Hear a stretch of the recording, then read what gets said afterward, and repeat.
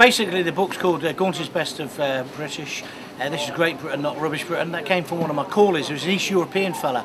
And sometimes we can be slagging this country off too much. And although the book does criticise aspects of Britain as it is now, it also tries to rely on some of the positive stuff as well. I mean, I think the best of British are our armed forces, the Gurkhas, the National Health Service, our education system, our judicial system. So I think there's great museums, great days out. There are some great things about Britain. And more than ever now, we need to shout from the cliffs of Dover and the mountaintops of Wales that this is Great Britain, not Rubbish Britain. You're obviously famous for having particularly controversial views, for not being afraid to say what you think. Yeah. Do you think now is a good time for people to really just get it off the chest? Sure. I haven't got controversial views. My views are the views of the ordinary man in the street. I'm just willing and brave to say it, because I think all this political correctness nonsense has gone too far. I'm British, I'm proud of it. I'm white British, but you can be black British, you can be Chinese British, but you can be British. We should be wrapping ourselves in the flag. There's nothing racist about saying you want to control immigration.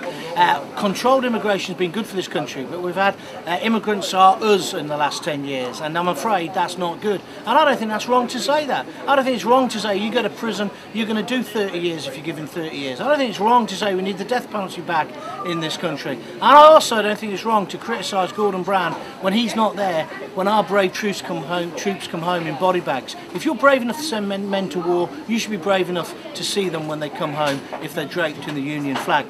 Those views aren't controversial. 99% of people in this country agree with me. It's just that the middle class media, dominated by the London lovies, don't let us have our say. Well, in my book, Best of British, we do. So I'm not controversial, actually. I'm only controversial to the media lovers, because they've all got one view of the world, and that view of the world is not the view of the world that most people in Bournemouth and across this great country hold. So wake up, smell the coffee, I'm right, they're wrong, it isn't controversy, it's facts.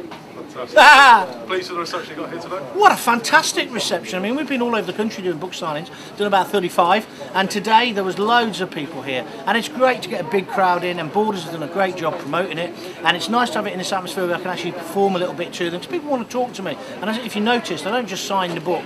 I like to have a conversation with every person, because I've built my success on talking, and it's not just a one-way street. You want to hear people's views, and you probably notice people bring things for me to have a look at and stories they want me to look into. So I'm all into interaction. I'm all into talking to people, and if politicians in this country spoke more to people, ordinary people, they wouldn't act as if they're on the bloody planet Zanussi. That's what's wrong with Great Britain. They're not in touch. I am. It's been fantastic. I like Bournemouth. Come here every year for the Police Federation conference. I'll be back again after Christmas, and we're going to hopefully bring the live tour here, the one-man show. And if you think I'm controversial on the radio, you wait till you see me in the flesh. Yes, ladies, all of it.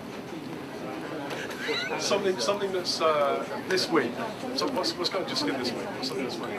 What's got under my skin this week? The possibility that that creep Peter Mandelson could sell us down the European river, and we could be joining the Euro. There's no way we want to be in the Euro. We want to be out of Europe. We want to be friends with them. We want to trade with them. We did not vote to be part of a European superstate. We did not vote for that back in the 70s when my dad and Edward Heath persuaded them to vote for it. It's a common market. So that's wound me right up this week. The other thing that's wound me up is the banks. How come Gordon Brown, I own the bank, you own the bank, we all own the bank, base rates lowest ever, but it don't matter. It don't give a flying toss unless they pass that on to ordinary people.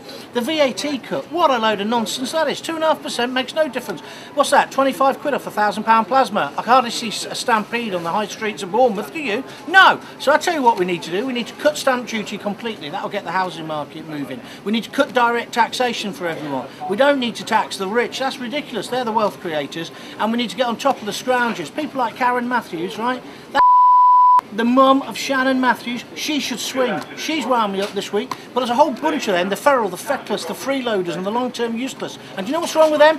They're bleeding us. They're taking every penny out of us. We need to kick them back into work. And now the government this week in the Queen's speech said, oh, we're going to get tough on shirkers. Behave yourself. You've been in power 11 miserable, long years. That's wound me up. Don't somebody else that's wound me up? That's about it, basically, I think. It's wound me up that I'm not on the radio to rant and rave every day as well. But thank you to Bournemouth. I really enjoyed it.